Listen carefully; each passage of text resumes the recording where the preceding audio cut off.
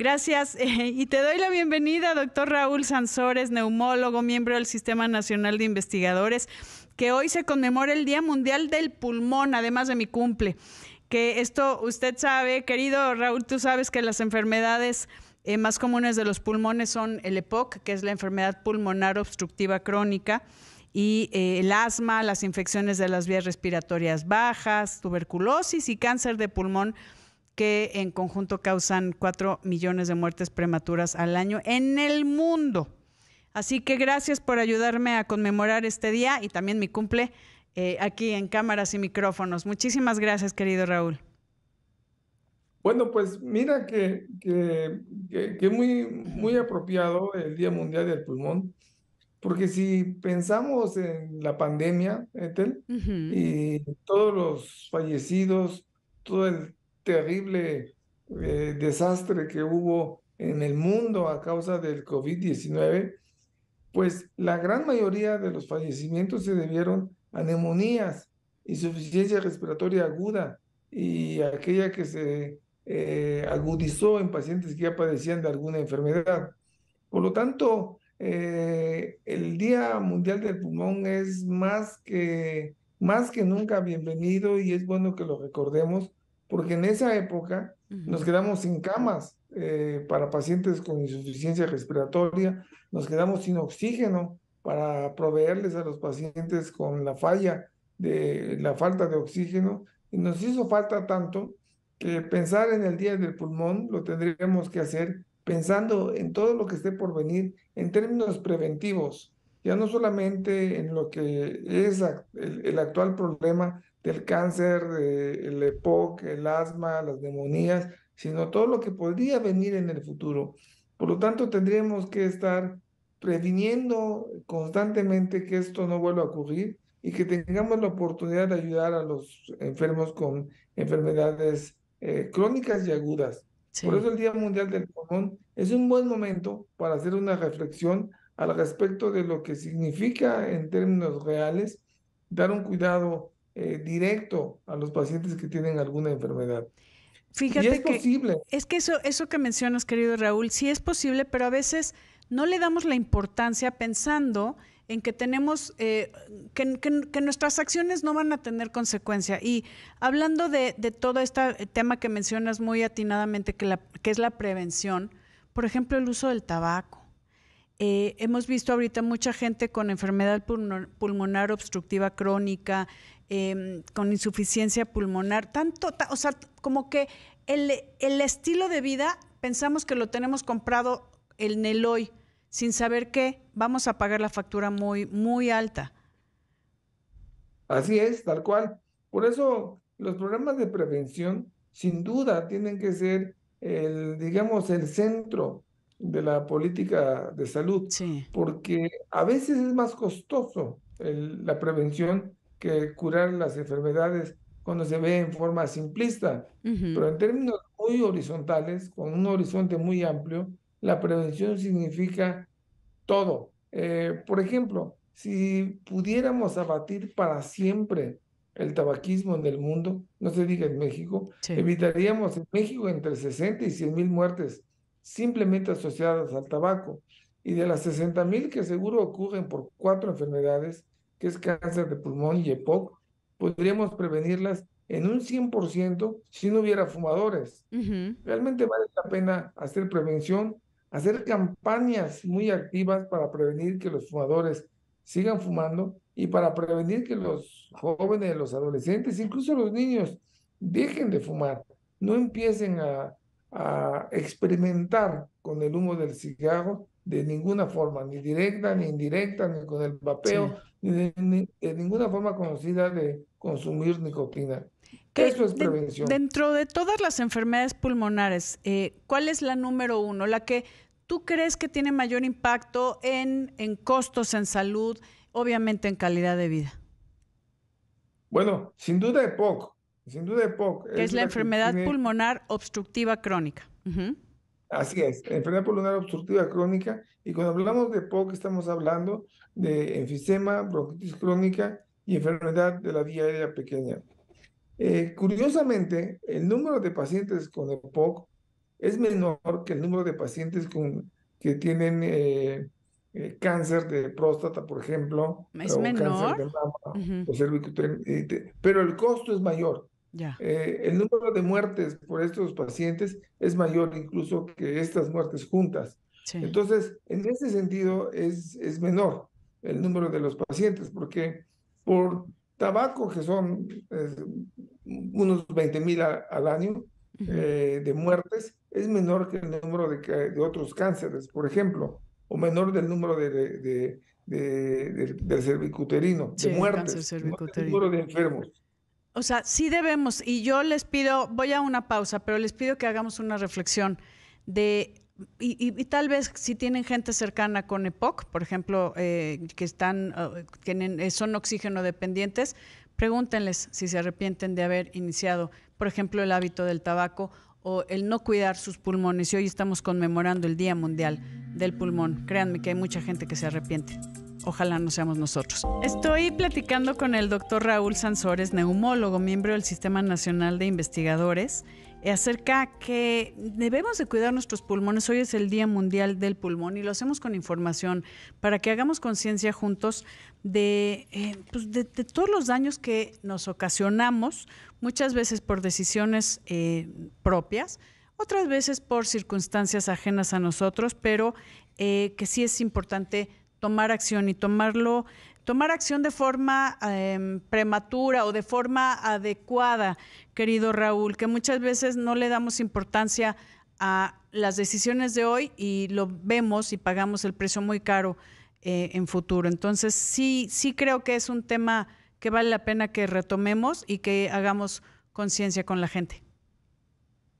Sí, sin duda, sin duda. Y hablábamos del tabaquismo, Ujú, pero eso que es importante, a veces en los fumadores puede convertirse en no importante, porque no hay síntomas, ujú. desafortunadamente. Bueno, parece tendencioso, pero un fumador puede ser un gran consumidor de cigarros, que fume 20 cigarros al día durante 10, 20 años, y sin embargo no tener síntomas. Y eso, de alguna manera, sirve como un incentivo para seguir fumando. Por lo tanto, la recomendación, tanto fumadores como no fumadores, es que si tienen algún síntoma, que ya busquen ayuda, porque la ayuda temprana es preventiva.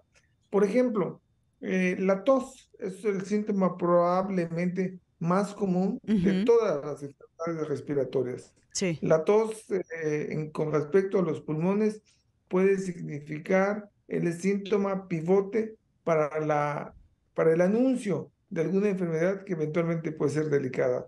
Asimismo, en este sentido, todos los asmáticos, casi todos los asmáticos, el 90% de los asmáticos tienen tos.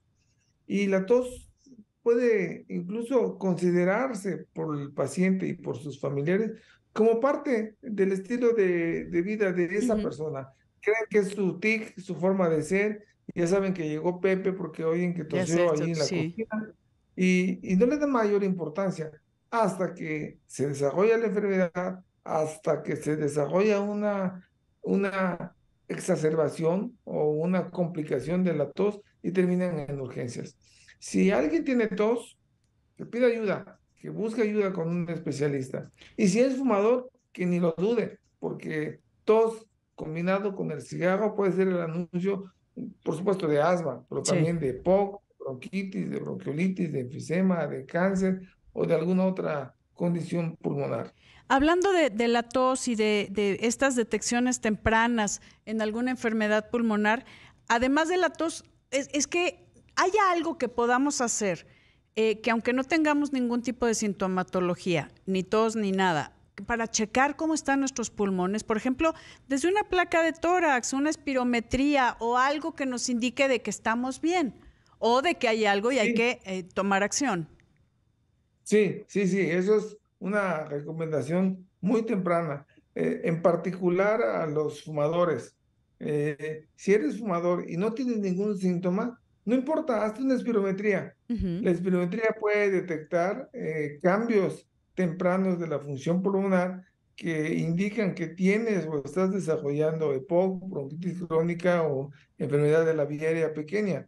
Y en este punto tiene tratamiento, tiene curación y no esperar a que esto progrese. Sí. Lo mismo ocurre para los pacientes asmáticos que tienen simplemente tos o que tienen esa historia de alergias, de rinitis. Simplemente les dijeron que tienen rinitis y sienten un síntoma interesante. Muchos asmáticos se quejan de sensación de opresión en el pecho Ok. y una necesidad de hacer suspiros frecuentes Como abrir, que ¿no? no se Como lo abrir la pueden vía. explicar. Hace continuamente así y son sus familiares quienes les dicen, oye, ¿por qué haces tantos suspiros? Él no sabe de qué. Sí. Acuden con muchos médicos, con internistas, con cardiólogos, porque están haciendo suspiros que no se lo explican porque no pueden llenar de manera definitiva sus pulmones Sí. y que queden satisfechos. Lo hacen una vez y ya queda bien, pero al gatito otra vez. Esos pacientes pueden ser asmáticos y pueden tener inflamación de la vía aérea. ¿Qué Y es una un suspiro, espirometría, Raúl? Qué bueno que nos estás comentando eso, porque es normal cuando suspiramos, cuántas veces y por qué se suspira, como para acabar de llenar más nuestros pulmones, pero cuando ya se hace de forma más, o podría decirlo, crónica, entonces ya hay que buscar una causa, ¿no? así es. El suspiro es un mecanismo que tiene el sistema respiratorio para despegar los alveolos y los bronquiolos más pequeños que suelen estar medio cerrados por cuestión de falta de uso, por falta de ejercicio. Entonces, es normal que para reparar esta oclusión Sí. transitoria hagamos entre 8 y 12 suspiros al día. ¿Al día es normal? A veces ninguno. Si eres Sí, una persona que hace mucho ejercicio y ya con la hiperventilación secundaria al ejercicio, ya se abren. despegaste toda la vía aérea que Sí. pudo haber estado cerrada. Pero si no lo haces y eres medio, un poquito Sedentario. sedentario, entonces haces una vez, ya consigues abrir con una buena respirada lo que estaba cerrado y ya quedas contento hasta dentro de dos o Ah, qué 3 horas. interesante. Nunca había Este, preguntado cómo es un suspiro. ¿Y un bostezo? Que también va muy Bueno, relacionado el con... bostezo bueno, además del sueño y el Sí. fastidio, el bostezo es una estrategia para encubrir un suspiro. El paciente en Ah. realidad tiene suspiros, pero no suspira porque le parece, pues, por alguna razón, hace un bostezo como si tuvieran mucho sueño. O si tuviera, y eso es terrible, porque a veces, Sí. sí, porque a veces en una reunión, ese bostezado puede dar la impresión de que está fastidiado, siento que en realidad está haciendo suspiros. Y el suspiro, Etel, déjame decirte el mecanismo del suspiro, es el suspiro de una respiración profunda, es una respuesta de inflamación bronquial localizada. Los bronquios cuando se inflaman tienen receptores nerviosos que los mandan al cerebro y el cerebro recibe la noticia de que hay inflamación en los bronquios. Esa inflamación, el cerebro lo trata de reparar mandándole más respiraciones Más a oxígeno. través de suspiros, haciéndole así, le dice, no te preocupes, tienes inflamados los bronquios, no te preocupes, ahorita te mando más respiraciones Pero y con eso se soluciona. que eso es cuando ya se hace crónico. O todos, o, por ¿Sí? ejemplo, como dices, está bien que suspiremos. Quien no es muy activo, quien es algo sedentario, que tienen que hacer más suspiros para despegar estos pequeños alveolos, que es pues la unidad donde se hace el intercambio de oxígeno.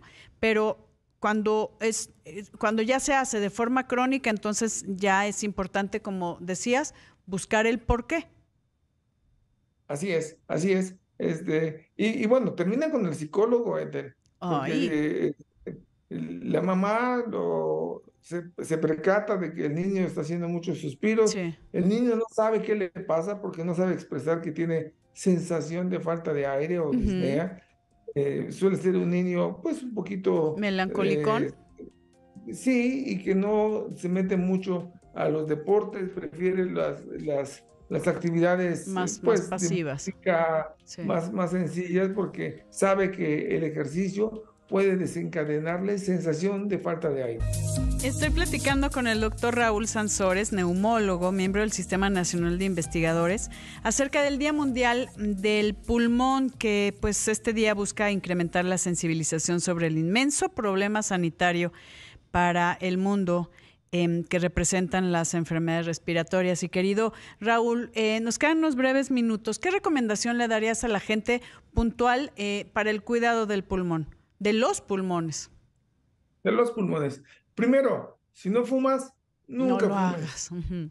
Si fumas, deja de fumar ahorita, no hoy, ahorita. O sea, y si es necesario que busquen ayuda, ¿no, Raúl? Hay formas.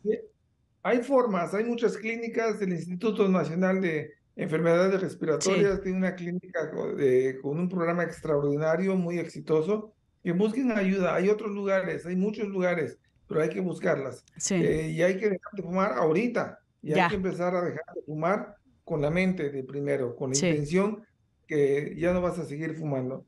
Si tienes algún síntoma, por muy leve que sea, entonces tienes una enfermedad leve, que no significa que no vaya a empeorar con el tiempo. Uh-huh. Busca ayuda médica especializada, cuando menos una espirometría, que hay muchos programas que las hacen sin costo. Y si tienes síntomas como sensación de falta de aire, no importa qué tanto, busca apoyo especializado antes de que progrese cualquiera que sea la causa de ese síntoma. Es correcto. Y los chavos, que a mí me preocupa mucho ese tema, querido Raúl, con el vape, que luego dicen, es que ya no es un cigarro, o el que es calentador de tabaco también, que ya no está la combustión, pero siguen metiéndose cosas a sus pulmones, que no es oxígeno. Así es. Eso del vapeo es muy importante porque ellos creen que es menos dañino que un cigarro convencional. Sí. El hígado, por ejemplo, tiene un montón de nicotina. Pero el problema de eso es que contiene nicotina y la nicotina es altamente adictiva. Sí. Y lo que ha encontrado la evidencia actual científica es que muchos jóvenes empiezan con el vapeo y luego progresan a dejar el vape o combinarlo con cigarro tradicional y convertirse en fumadores establecidos. Es lo que hay que evitar.